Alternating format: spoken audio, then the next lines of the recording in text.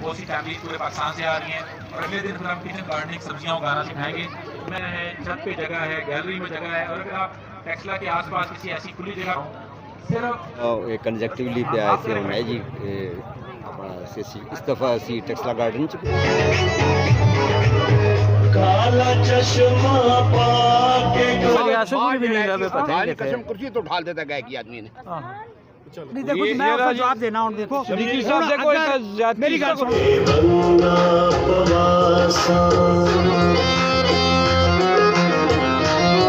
ये है जी व्लॉगिंग के लिए बड़ा अच्छा बैग है, इसमें लैपटॉप भी आ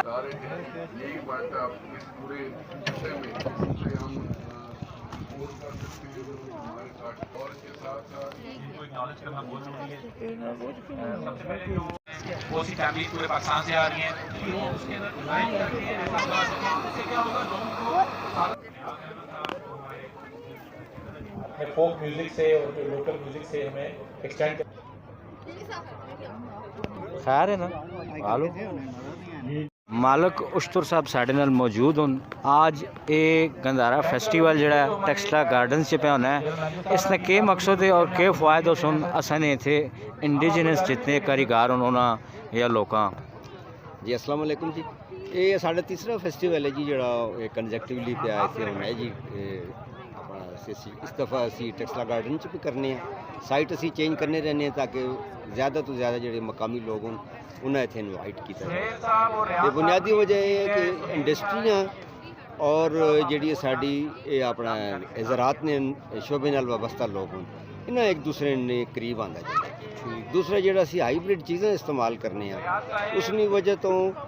वो ये है कि बीमारियाँ जड़ियाँ वो सब्जियाँ हो गई, फल हो गए और सारा ज़्यादातर अवेयरनेस देना जी उसनी अवेयरनेस वास्ते ताकि जी वो ज़्यादा तो ज़्यादा उस वो अपना असी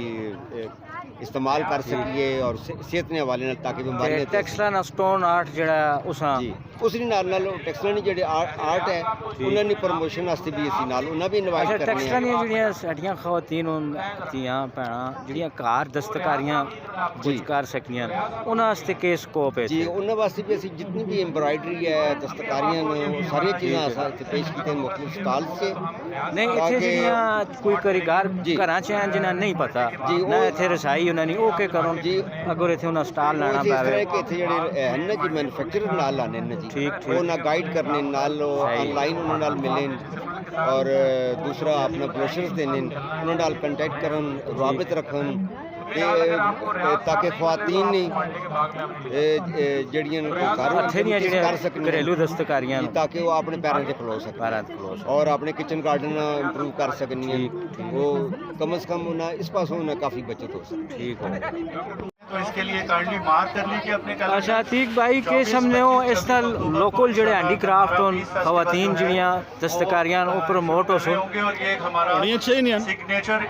इवेंट उस वास्ते कोई स्पेसिफिक कोशिश भी करनी चाहिए नहीं है। बेसिकली इतना एक सीटलेस है नाट है मल्टी नाट है एक पॉजिटिव एक्टिविटी है। इसके अलावा ऐसा इस एक्टिविटियाँ भी प्रमोट करना चाहिए और इस तरह की एक्टिविटीज़ करनी चाहिए। वॉलंटियर्स आए हुए हैं ठीक हो इन तमाम माशाल्लाह निज़ामी साहब उन्होंने जड़ा ना तस्वीर भी बननी है माशाल्लाह। ये जनाब सारी पेंसिल नाल बननी है सारी पेंसिल नाल बनी है माशाल्लाह माशाल्लाह। ये तुसी आम तौर पे तकने रहने हैं उस जी गंधारा रिसोर्स सेंटर ने तहत ये जनाब अली पढ़ाने रहने ते अक्सर तुसा इन्हें पेंटिंग वगैरह तकी उसी मुख्तलिफ किस्म ने जो प्रोग्राम होने आज ऑरेंज फेस्टिवल से मिल गए जनाब सुनाओ के हाल चाल ने खरीद ले ठीक हो माशाल्लाह ज़बरदस्त काम है जी। अगे इफ्तिखार साहब ने तुसा बढ़ाई बहुत ज़बरदस्त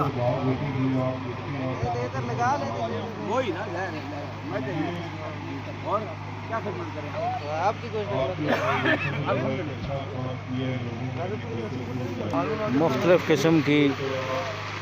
यहाँ पर आपको पेंटिंग भी मिलेगी।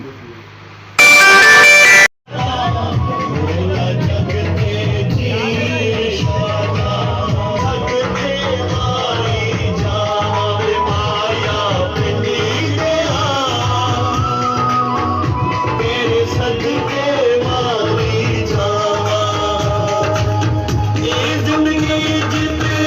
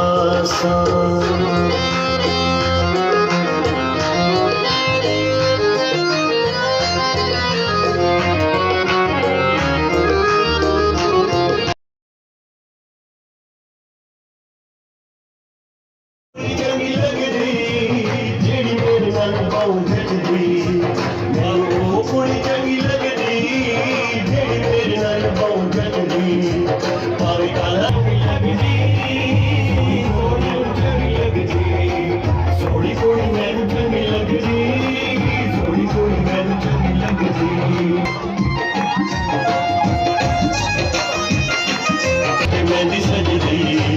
मैनू थोड़ी